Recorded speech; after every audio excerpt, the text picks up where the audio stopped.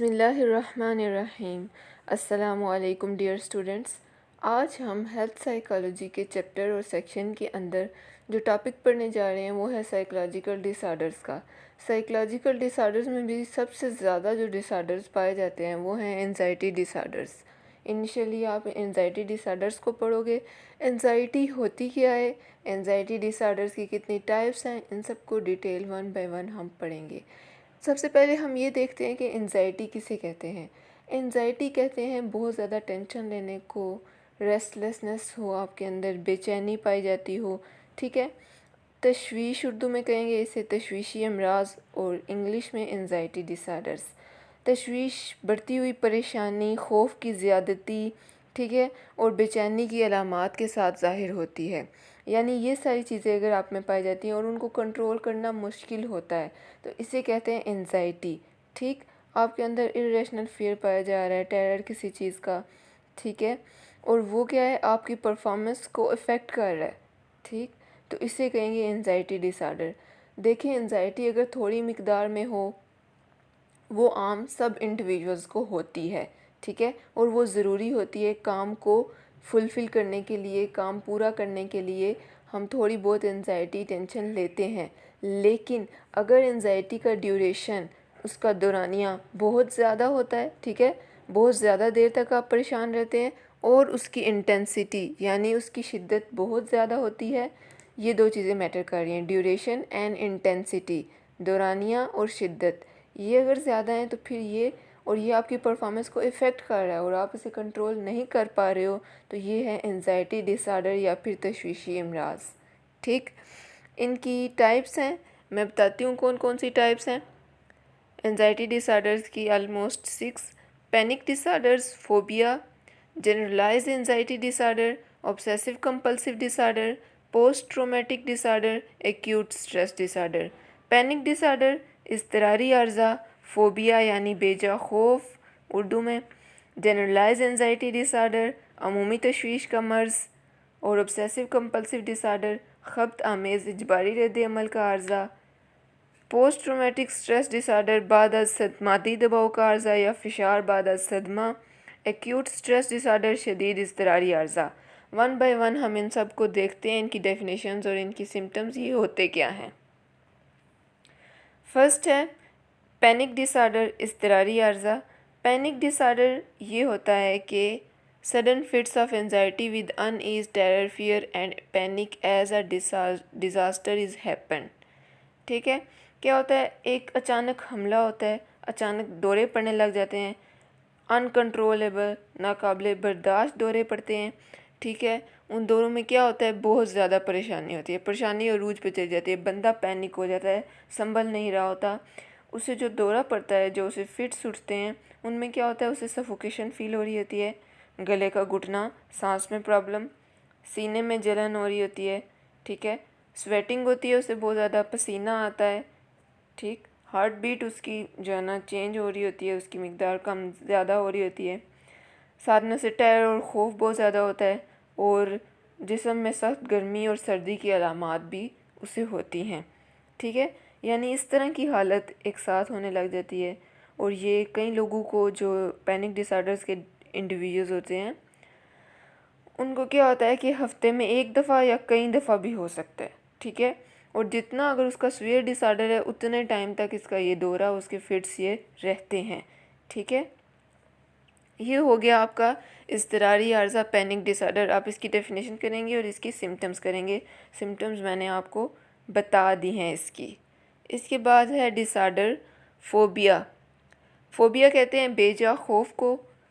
Phobia میں کیا ہوتا ہے کہ یہ irrational فیئر ہے، غیر منطقی خوف ہے، یعنی illogical فوبیا، کسی بھی چیز کی سے متعلق آپ کے اندر جڑ جاتا ہے، ٹھیک ہے، اور آپ اتنا خوف محسوس کرتے ہو کہ اس سے کنٹرول نہیں کر پاتے ہو، ٹھیک، وہ چیز موجود ہو یا نہ موجود ہو، یعنی ہر انسان کو مختلف ہوتا ہے چیزوں سے، جس کو بھی فوبیا ہو اس کو مختلف ڈیفرنٹ چیزوں سے ہوتا ہے۔ فار ایگزامپل کسی کو اینیملز سے ہے، کسی کو ہم پڑھتے ہیں آگے اس کی ڈیٹیل اور ٹائپس، کسی کو باہر سب کے سامنے بولنے کا فوبیا ہے، ٹھیک، تو وہ اس چیز کی موجودگی میں یا غیر موجودگی میں یہ خوف ہو سکتا ہے، ٹھیک ہے۔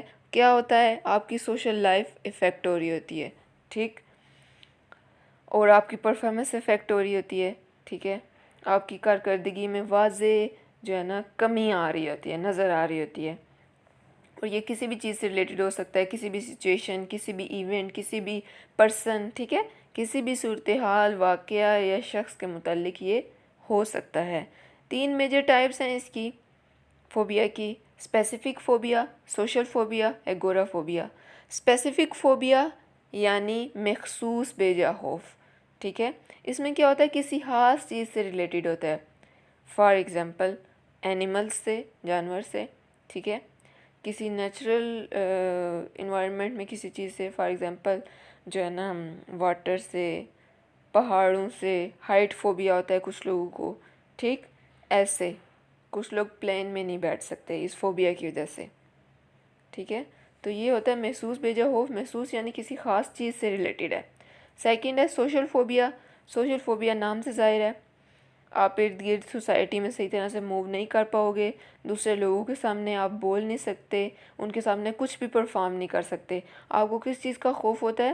سوشل سچویشنز کا، سماجی صورتحال کا آپ کو خوف ہوتا ہے، اور آپ کو لگتا ہے کہ لوگ آپ کا مشاہدہ کر رہے ہیں، آپ کو آبزرو کر رہے ہیں، آپ کے اوپر کریٹیسزم کریں گے، آپ سے ذرا سی مسٹیک ہوئی تو بہت بڑا کوئی ڈیزاسٹر ہو جائے گا، ٹھیک ہے، یہ سب صورتحال ہوتی ہے سماجی بیجا خوف یا پھر سوشل فوبیا میں۔